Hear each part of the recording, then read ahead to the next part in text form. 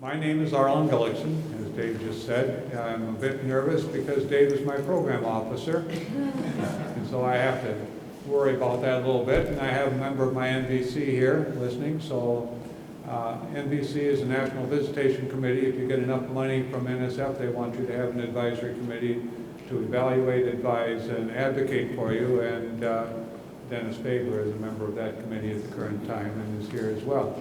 So I'm saying this sort of thing because it sounds like I'm into compliance, but I want you to know that at this moment we're going to close the door on compliance and regulations that you've been listening to for a while and open the door into the area of advocacy, support, and development kinds of things. What we're talking about here today is evaluation. And when I walked in the door, I thought of three things that I think are important to you. Evaluation was stated once, if you go back to the beginning of the NSF program, actually about 3 times, mostly in terms of other aspects of NSF. The idea was that you were encouraged to do evaluation early on. How many of you thought that evaluation was just encouraged when you wrote your proposal this time around? I don't see any hands up here.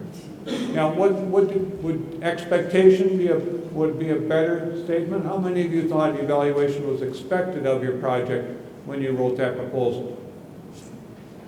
Is there anyone that didn't think you weren't expected to do evaluation? The reason I'm asking this kind of question is that evaluation is moved out of an area from encouragement now to expectation in your proposals. In fact, one of the things that we do and evaluate this center that I work with is that we provide a webinar at the beginning of the session, August of this year, for example, to help you in writing proposals to make sure evaluation is incorporated in a viable way. And I'm interested to know if any of you actually participated in that webinar. If you did, raise your hand, would you? We have about a third, not even a third of you, which is an interesting aspect for me because it means we need to find a better way to get the word out to get you engaged. We had about 100 people who attended that webinar, and you figure low compliance, that's not right, not low compliance, what do you call it, low funding rate is about a quarter. People get funded. You people did quite well without our words of wisdom, which is troublesome to me. I expected everyone would raise their hand. So I'm meandering a bit, but passing the materials out to you is Jason Burkhart. He's a program manager, our database person, the one who keeps track of our information and helps us make use of it effectively. I'm a co-PI on the grant. Used to be the principal investigator, but have stepped down from that for good reason. The other person is better. Here's our mission. We are here to guide and support. We are advocates for you. We are assistants to you. Our duty here is to expand use of good evaluation practices, sound evaluation practices, and to support the use of evaluation to improve technician education. If we can't do that, if we can't partner with you, work with you, assist you, we failed at our job. So everything here is for us trying to be useful to you. We want you today to understand that role that we think is quite important, assisting you. We want you to have clear expectations about your evaluator, and we want you to know where to turn if you need help. I'm going to ask you a question that kind of came out of a conversation I had over lunch today, or not, yeah, I guess it was during lunch. A colleague met me at a restaurant and knew who I was and said, "May I ask you a question?" And I said, "Sure." He said, "Is it okay for me to talk with my evaluator about changing direction, the fact that we've reached a point in the actions. We could go this way or this way. Is it okay to talk to the evaluator about that change in direction and talk about making the evaluation consistent with that? Was it okay? Can that PI have any impact on what the evaluator does? How many of you would say yes? How many would say no? Yeah. Well, by the time you get done today, you ought to know. Just so that we're clear on that, who does the evaluator work for, you or NSF? How many say NSF? They work for you. And if you can't direct the work that's being done for you, then you have no business having a grant. So I think it's important for you to know that you run the project, you decide what goes on with the evaluator, they report to you, and that's part of this presentation. So you need to know what your evaluator can do for you to help you. You need to know where to turn when you run into trouble or want help. And we think we're the place that you can turn to, at least one of the places you can turn to. 3 things about evaluation: formative, summative, and accountability. And you've been hearing a lot about accountability in the last few minutes, meaning ahead of me. NSF, I don't mean to be pejorative, but NSF is most interested in summative evaluation. They want to know about the effects of your program, what you learned through your grant, what was gained, how important it is, its significance, etc. You, in many cases, are most interested in the formative aspects of evaluation. And this fellow that you see in here, Dan Stufflebeam, was my boss for many years, is a friend and colleague, and probably one of the best-known persons in the field of evaluation. And his take on it, and our take on it at the Evaluation Center, is you use evaluation to improve. That's its most important use. So we're interested in improving things, not necessarily proving. Here are things to think about in terms of evaluation and your project staff. I'm big on feedback, and if you want to get my attention in a hurry, talk to me about classroom assessment practices, and my interest is in informative evaluation, providing feedback in order to make instruction go effectively and help all students learn. The evaluator, they have to be willing to learn about your project. They have to be willing to gather data in ways that are effective and viable for you. They have to be able to provide timely feedback to you, and they have to be guiding you and your staff in understanding and using results. You'll find one of the things we like best is our website is filled with checklists. And there is a checklist, for example, on how to provide feedback effectively. Would encourage you to look there for it. We'll talk a little bit more about some of that down there. Timely feedback. Those of you that have evaluators, and I'm presuming almost all of you do at this point in time, when is your annual evaluation report due? I ask that question because almost always I'm finding the projects are asking for evaluation reports after their annual report is due at NSF. And that's exactly the wrong timing. You want to make sure that evaluation report is due and available to you ahead of the time for that submission of the annual report. Summative evaluation, already talked about that, quality and impacts. I'm going to go through this quickly, and this is on our website. If you go to our website at evalu-ate.org and look at events, it's under events, and if you come to it after this event, it'll be past events. But you can get all of this website to look at, you can get this to look at and follow up more effectively. Impacts, long-term, short-term, individual, program, the like. You have to be accountable. You've been hearing a lot about that. Document, document, document, I remember hearing earlier. This is part of your evaluation process. It's legitimate to do. It's legitimate to ask your evaluator to work with you on it. What did you do? Who did you reach? Who worked with you? What did you produce? These are all accountability issues. Here's a piece that if you do nothing else, this will pay you huge dividends. And mostly what I'm trying to convey to you that we're outside of the area of obligation at this point and thinking about evaluation as an opportunity to help you be more productive, help you get more funding, future funding, and improve the quality of your work. And this little documentation step we found to be just wonderful for our own project.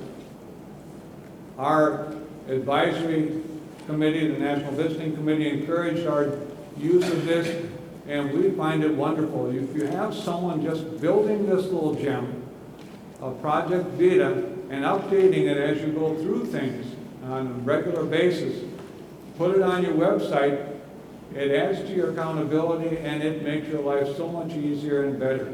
And ours is on our website. I encourage you to look at it as an example. You'll find ways to improve on it for yourself, your own project, but boy, has it been a wonderful thing for us. So I would encourage its use for you too. Don't think of formative, summative, and accountability as totally separate. They overlap with each other. They work effectively for each other. Under formative, you have these things of feedback, reflection. Under summative, you have reporting to key stakeholders, NSF being one of them. You have your Fast Lane annual reports, you have your AT impacts book. There are a whole array of these things that you have to do under that, and accountability you've heard too much about already, or so much about. Someone asked a question about, well, what has to go into that annual report at NSF? Fast Lane, those are the four main sections, from participants to contributions. And you'll see that on our website we give you a summary of Fast Lane report components and how you might use our stuff to help you write your report.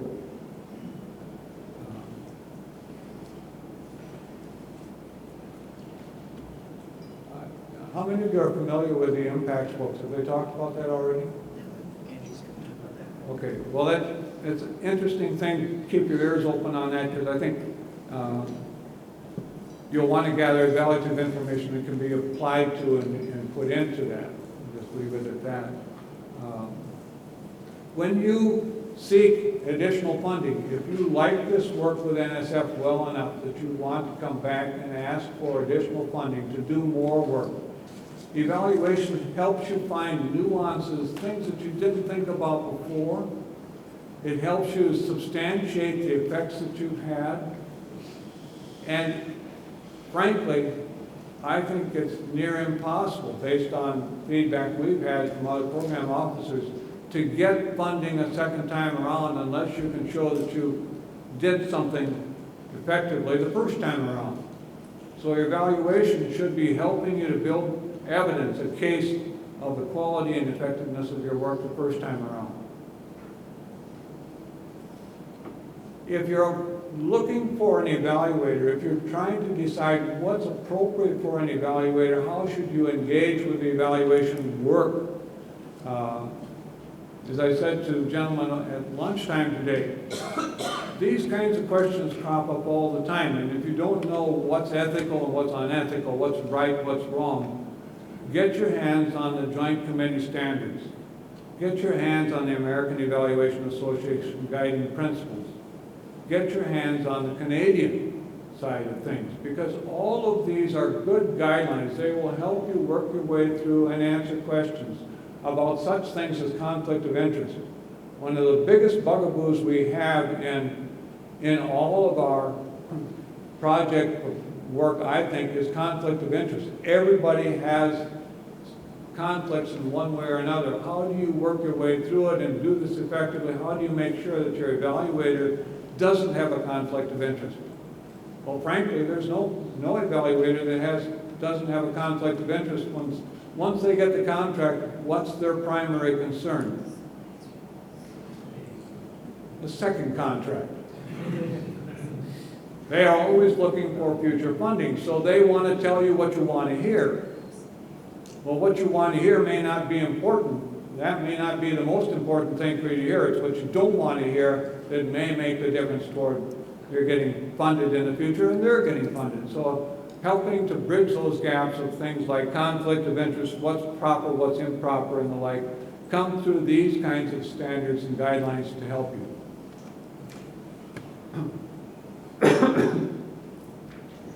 This question comes up so often: what should we expect to receive from our evaluator? What are you going to ask your evaluator to do for you? Well, here are the kinds of deliverables we think are important to have on the list. An evaluation plan. It ought to be a concrete document that you can look back on, and if you don't, I can almost guarantee you that there will be questions down the road where the evaluator has gone this direction where you thought the evaluator would go this direction. It's just inevitable. I know this for sure because I've violated that principle and we've come up wanting. Opportunities to review and provide feedback, interim reports, annual reports, you've heard all this before. Knowledge and insights that you wouldn't have gotten on your own. If the evaluator only tells you things you know, without the evaluator, something's wrong. The evaluator ought to be providing new, insightful information to you. This piece, if there's nothing else that comes out of this, your evaluator reports to whom?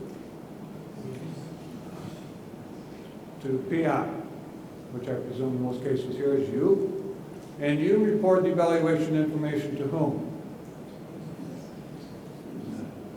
To other stakeholders, maybe participants in your project. It may be people in the community. There are a whole array of such people. Additionally, you'll want that evaluation information to go to the program officer. That doesn't mean just the final or full report that the evaluator gave to you. This is something that it could be the complete report, it could be an executive summary, it could be the evaluator's summary in an annual report. You have to work with them to decide what it is that they provide to you and you in turn to the program officer. And you decide what goes between you and the program officer by asking your program officer, not your evaluator, but your program officer. You make that working relationship with your program officer, and they may say, I don't care. In my case with my program officers, they have cared in the past, and we have had a fairly careful and substantial report to them. But I never have given them our annual unedited evaluation report. It's just, would have if they asked probably, but nobody wants that much material. So there we are. That's evaluate with a dash. We have a newsletter. Was there a newsletter in that handout? If not, come by. You may have already received it in print and online. We do this quarterly. The current one speaks to the Kirkpatrick model and the webinar that's been done and other work being done with Kirkpatrick.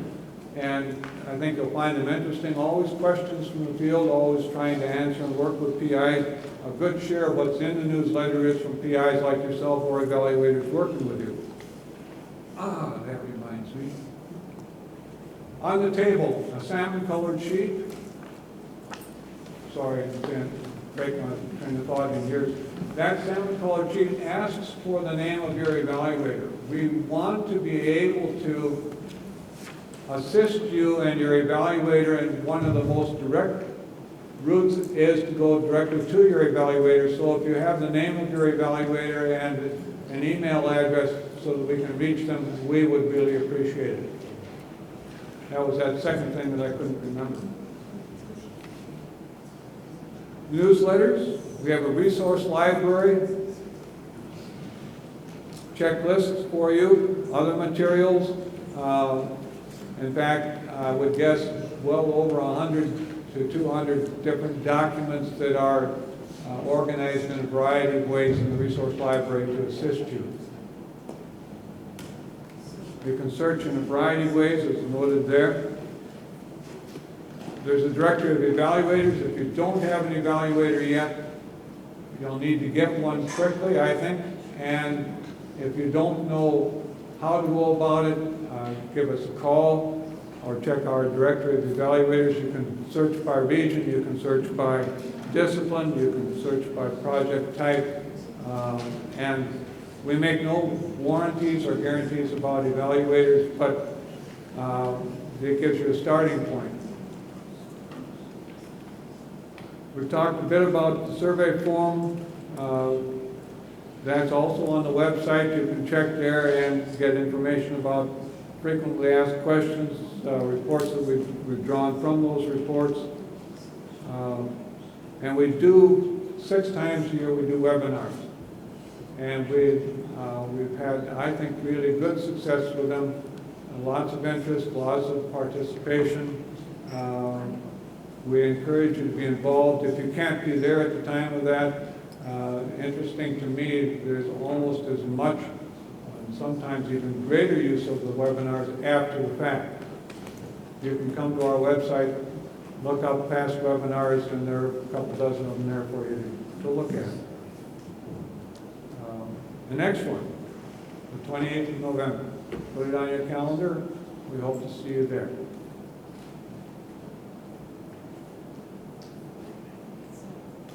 Here, tonight we're Showcase 209, 210. Tomorrow afternoon you'll see our people in the Birds of Feather session. And we're around. Don't worry about stopping us and saying, hey, I have a question, or mind if I talk to you for a few minutes? We would love to assist you.